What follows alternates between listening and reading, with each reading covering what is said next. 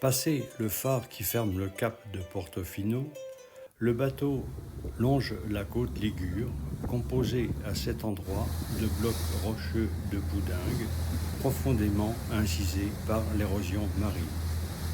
Au-dessus de la falaise de pierre peuvent apparaître quelques cultures en terrasse, adonnées généralement à de la vigne.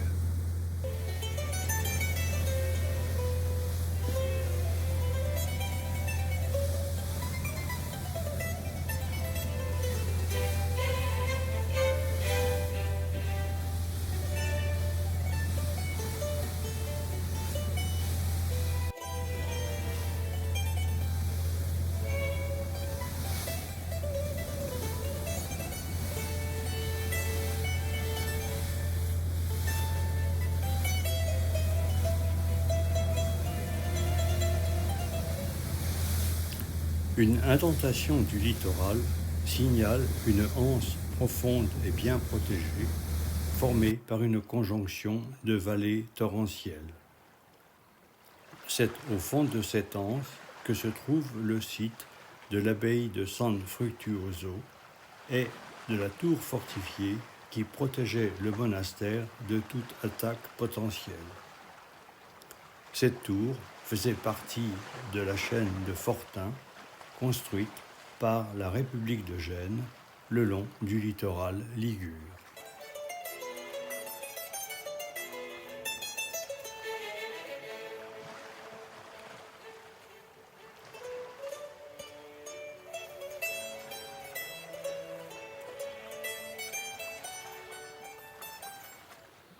Une belle légende raconte les origines de l'abbaye. Elle débute en Espagne, à Tarragone, à l'époque de la persécution de l'empereur Valérien. Le premier évêque du lieu, Fructuoso, ainsi que ses deux diacres, Augurio et Eulogio, refusèrent d'abjurer leur foi et furent condamnés à être brûlés vifs dans l'amphithéâtre. Leurs cendres devinrent des reliques vénérées.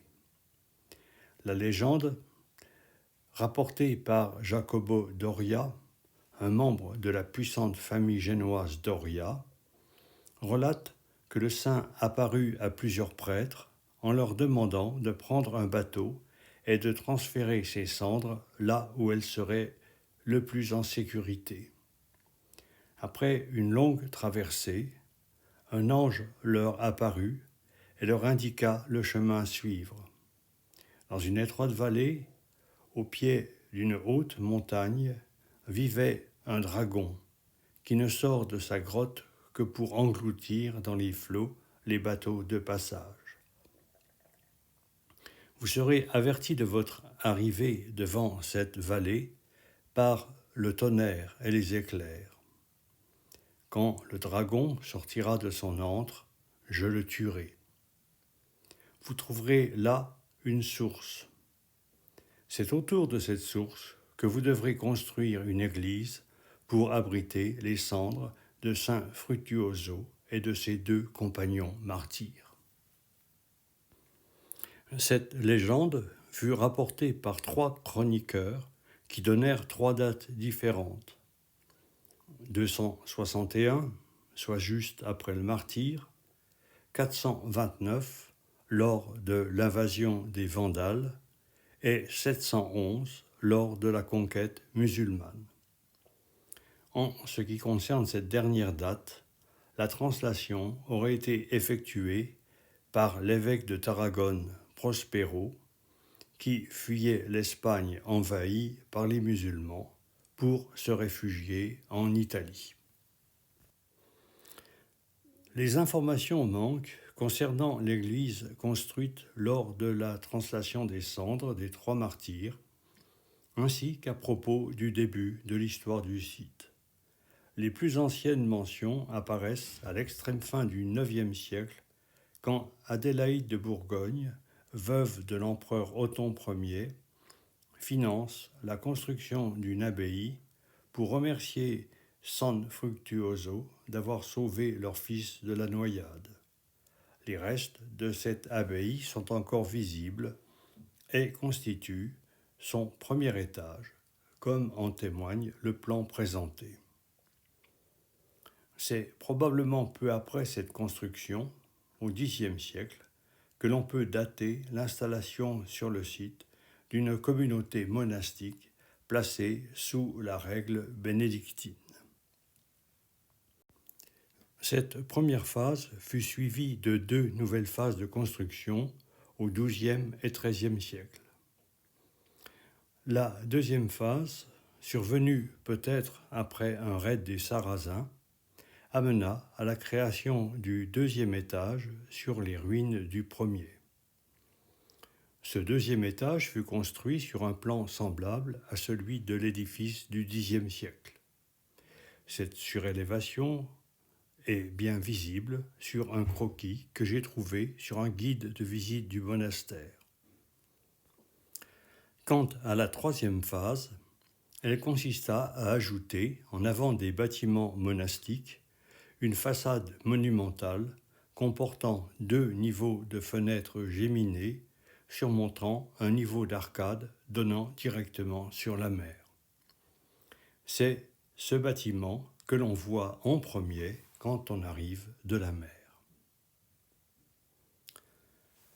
Après une période de prospérité marquée par de nombreux dons, l'abbaye périclita. Au XIVe siècle, la décadence était patente. À la merci des incursions des pirates, les derniers moines abandonnèrent le monastère en 1458. En 1467, l'abbaye fut mise en commande. Un abbaye commanditaire fut nommé. C'était un laïc sans pouvoir religieux, chargé seulement d'administrer les biens du monastère, d'entretenir les bâtiments et de percevoir les revenus pour son propre compte. Le système dura jusque 1883. Un grand nombre de ces abbés commanditaires fut choisi dans la famille des Doria, une des plus puissantes familles de Gênes. C'est en particulier un des membres de cette famille qui construisit en 1562 la tour défensive destinée à protéger le site de toute incursion de pirates ou d'ennemis de la République de Gênes. Après le départ des derniers moines, un village s'installa sur le site, dont les habitants, agriculteurs et pêcheurs, utilisèrent les salles de l'abbaye pour leurs propres besoins.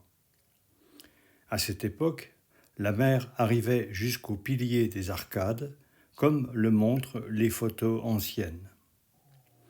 C'est en 1915 que se créa la plage actuelle, suite à un ravidement du terrain descendu de la montagne consécutivement à de fortes pluies. La vue aérienne du site révèle bien l'ensemble de l'évolution que je viens de décrire. En observant la photo du sud au nord, on retrouve d'abord le bâtiment à 3 niveaux construit autrefois directement sur la plage.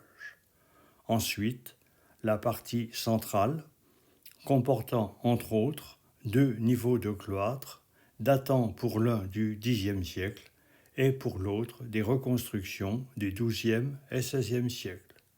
Ces 2 hauteurs de cloître donnent à l'ouest accès aux salles du monastère. Enfin, en arrière, ont été érigés les 2 niveaux d'église. Celle que l'on voit est située au niveau du second étage. Elle surmonte l'église du Xe siècle. Nous nous trouvons sur cette photo devant la construction rajoutée en avant de l'abbaye ancienne.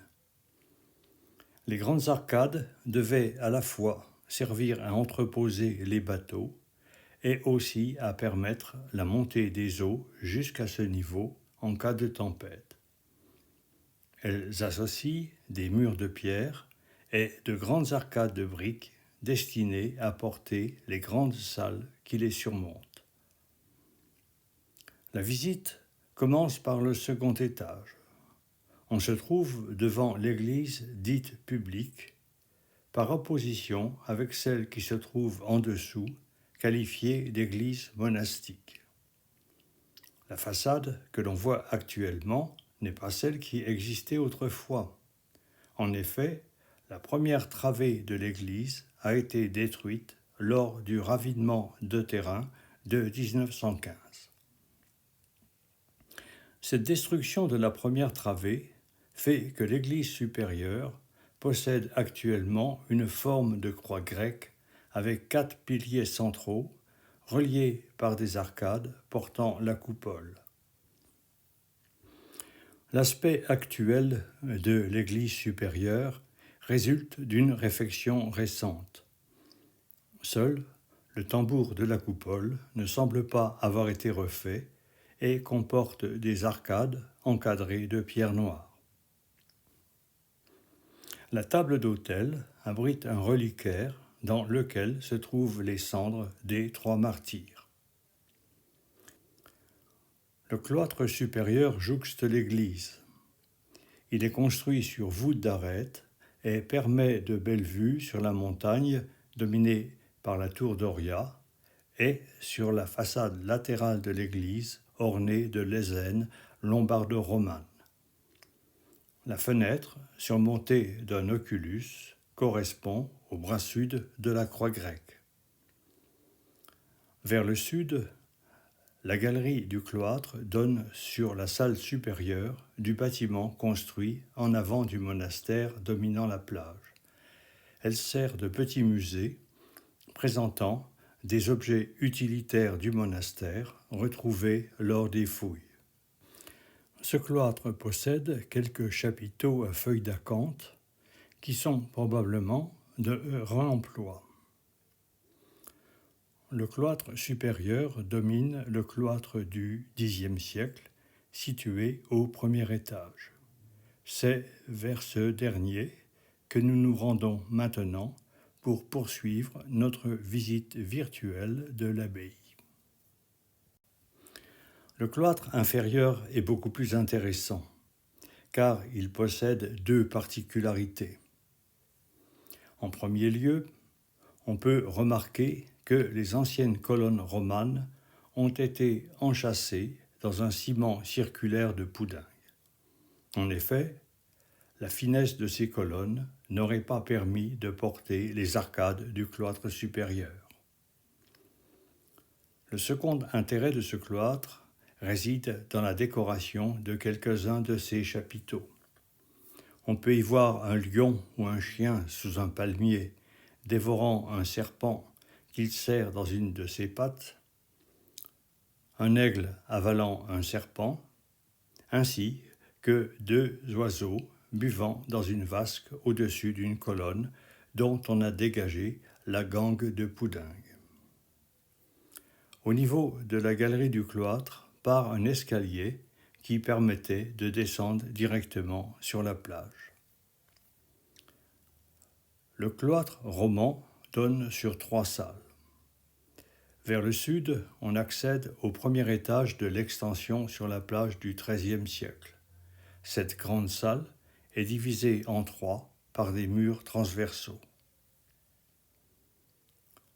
La grande salle à l'ouest du cloître, destinée à l'origine à la vie monastique, a été convertie en crypte sépulcrale pour la famille Doria. C'est au XVIe siècle que l'amiral Andrea Doria reçut du pape l'autorisation de transférer à cet endroit les dépouilles de certains de ses ancêtres, jusqu'alors inhumés dans l'église Saint-Dominique de Gênes. 2 banquettes courent de part et d'autre de la salle en berceau, sur lesquelles sont érigés des arcosoliums comportant des colonnes de pierre blanche et des arcades de pierre noire et blanche. À l'est, une petite chapelle comporte une abside de fond. C'est peut-être là qu'étaient déposées les reliques au Xe siècle. En avant de cette abside sont disposés des sarcophages. ils durent contenir les restes des abbés du monastère. Vers le nord, enfin, on peut gagner l'église primitive, appelée monastique, construite sous l'impulsion d'Adélaïde de Bourgogne.